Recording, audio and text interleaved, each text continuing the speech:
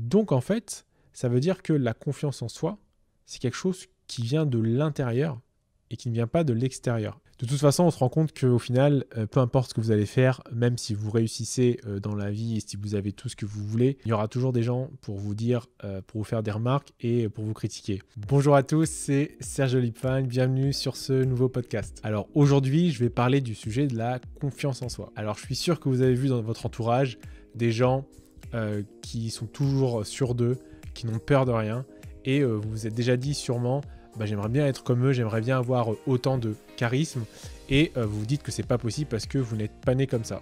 Alors détrompez-vous, la confiance c'est comme tout dans la vie, ça se travaille, ça s'apprend. C'est justement ce qu'on va voir dans cette vidéo. Je vais vous partager les astuces de Ed Mylett. Donc Ed Mylett c'est un millionnaire, donc j'ai déjà parlé de lui dans la vidéo il y a 2 semaines, donc je vous mettrai le lien en fiche si vous voulez la regarder, où il nous parlait de sa routine matinale. Et donc dans son livre Max Out Your Life, il nous parle de ses astuces pour tout simplement réussir dans la vie. Donc une fois que vous aurez vu toute la vidéo, vous aurez plein d'outils à votre disposition pour améliorer votre confiance en vous. Alors les amis, n'oubliez pas, sur Lipfine, c'est une vidéo tous les vendredis à 17 h, donc abonnez-vous, activez la cloche des notifications pour ne pas rater les prochains contenus. Passons à la vidéo. Alors déjà, la première chose que nous dit Ed Mylett dans son livre, c'est que déjà à la base, il n'est pas né en ayant plein de confiance en lui. C'était quelqu'un qui avait des difficultés et il a réussi à gagner confiance en lui avec les techniques dont on va parler. Mais c'est juste pour vous redire que on ne n'est pas confiant en soi, on le devient. Le premier point, c'est qu'il nous parle de notre identité. Notre identité, elle est composée du regard en fait qu'on a sur nous-mêmes.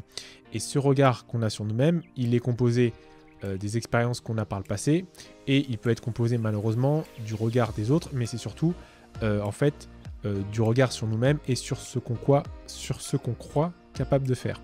Comme on est des humains faibles et on aime bien ce qui nous est familier, on aime bien ce qui nous est confortable et donc on va vivre en accord avec notre identité et donc toutes les croyances qu'on a sur nous-mêmes. C'est ce qu'on appelle cette fameuse zone de confort. Et en fait, pour qu'on comprenne bien, Ed Mylett, il nous dit que notre identité, c'est un peu comme un thermostat avec une température prédéfinie.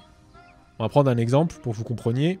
Vous êtes dans une pièce et vous réglez le thermostat à 25 degrés. Donc ça, c'est votre identité qui est à 25 degrés. Si vous faites rentrer de l'air chaud, la température va augmenter, mais votre thermostat, le thermostat va faire en sorte que la température redescende. Donc vous allez rester autour des 25 degrés. Et c'est la même chose si vous faites rentrer de l'air froid.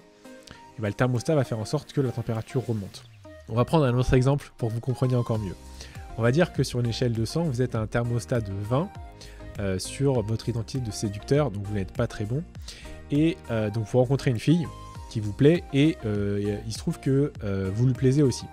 Alors il y a 2 manières, c'est soit vous allez faire ce qu'il faut pour que ça marche, mais comme vous avez une identité où vous êtes mauvais et donc vous croyez que vous n'êtes pas capable de la séduire, et en fait vous allez faire en sorte naturellement, sans vous en rendre compte, mais ce sera involontaire de votre part, vous allez faire en sorte de tout capoter. Et en fait bizarrement vous allez tout faire pour ne pas y arriver. Et c'est notamment pour ça que chez certaines personnes, il y a toujours les mêmes schémas qui se répètent dans la vie. C'est pas parce que vous n'avez pas de chance, c'est parce que en fait vous dites vous-même que vous n'êtes pas capable d'y arriver et donc vous faites tout pour ne pas y arriver. On va prendre un autre exemple, vous êtes, on va dire sur l'apparence physique, sur l'alimentation, vous êtes à un thermostat de 80, donc vous êtes toujours carré sur votre alimentation, et vous partez en vacances, vous vous rendez compte que vous avez fait quelques excès, et naturellement, très rapidement, vous allez faire en sorte de remanger mieux, etc. pour revenir à votre niveau normal. Voilà pour un peu dire ce qu'est notre identité. Donc si on repart de la confiance en soi, si on part du principe qu'on n'a pas de confiance en nous-mêmes, on a un thermostat qui n'est pas très élevé. Et donc comment faire pour augmenter ce thermostat? Il faut tout simplement changer d'identité. Le premier moyen de changer d'identité selon Ed Mylett, c'est de tout simplement changer nos fréquentations. Alors vous connaissez cette fameuse phrase de Jim Rohn qui dit vous êtes la moyenne des 5 personnes avec lesquelles vous passez le plus de temps. Et effectivement, si on reprend la métaphore du thermostat, vous êtes à 20 degrés, vous faites rentrer une personne qui a une confiance en elle de 100, et naturellement, elle va réchauffer la pièce. Donc, naturellement, en fait, vous allez être réchauffé aussi par cette personne. Et il y aura une sorte d'émulation. En fait, vous allez vouloir lui ressembler, faire comme elle, et vous n'irez peut-être pas à 100, mais peut-être que vous arriverez à 50, 60, et donc déjà vous augmenterez votre confiance en vous. Je prends un autre exemple tout simple, vous voulez vous améliorer au tennis, et ben, c'est pas en jouant avec quelqu'un qui joue moins bien au tennis que vous allez déployer toutes vos capacités pour le battre ou pour faire mieux que lui. Ça va être de la rigolade et donc vous allez un peu vous promener. Alors que si vous jouez avec un joueur plus fort que vous, et ben, vous allez devoir vous dépasser et c'est comme ça que vous allez vous améliorer. Alors au-delà des associations, moi je rajouterai un truc, ça vaut également pour les livres que vous lisez, ce que vous écoutez à la télé, ce que vous écoutez à la radio, etc. Donc, en fait, tout votre environnement va conditionner votre identité. Donc c'est pour ça que c'est important de lire des livres, par exemple de dev perso, si vous voulez améliorer votre confiance en vous, parce que dans ces livres-là, et notamment dans Max of Your Life, eh ben, il y a plein d'astuces sur la confiance en soi, et il y a plein d'exemples de personnes qui au départ n'avaient pas confiance en eux, et au final y arrivent.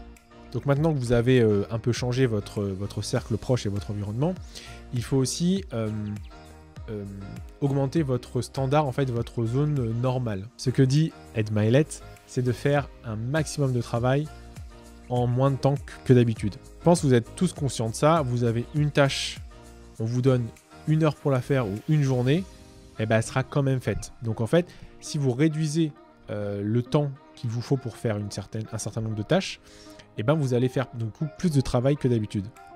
Et comme vous allez faire quelque chose que vous n'avez jamais réussi auparavant, et ben ça va vous donner confiance en vous et vous allez commencer à vous dire, ah bah punaise, peut-être que auparavant je devais passer, je sais pas, 10 appels par jour pour prospecter pour votre clientèle, et ben là si vous arrivez à en faire, je sais pas, 50, 100 en une même période de temps, et ben vous allez être plus confiant. Et donc ce qu'il nous dit, l'auteur, c'est de faire ça jusqu'à ce que vous croyez vraiment que vous êtes capable de faire plus. Et c'est vrai que souvent, on se met nous-mêmes nos propres limites, on croit qu'on n'est pas capable de faire certaines choses, alors qu'au final, on est tout à fait capable, mais c'est juste que on pense que l'on l'est pas, donc on le fait pas. Donc si vous améliorez votre environnement et si vous faites plus de travail en un temps plus court, et ben vous allez rentrer dans un cercle vertueux. Effectivement, comme je le disais tout à l'heure, vous allez faire plus de choses, donc potentiellement vous allez avoir plus de résultats. Et avoir plus de résultats, ça va vous faire quoi? Ça va vous donner envie, vous allez y croire déjà, et ça va vous donner envie de faire plus de choses. Et donc, encore une fois, plus de choses, plus de résultats, etc. etc. Au final, si on reprend encore la métaphore du thermostat, on se rend compte qu'en fait, la température que vous mettez, que vous fixez en termes de thermostat, par exemple vous fixez 25 degrés, et bien en fait elle ne changera jamais.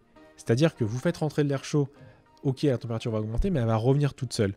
Donc en fait, ça veut dire que la confiance en soi, c'est quelque chose qui vient de l'intérieur et qui ne vient pas de l'extérieur. Et donc c'est...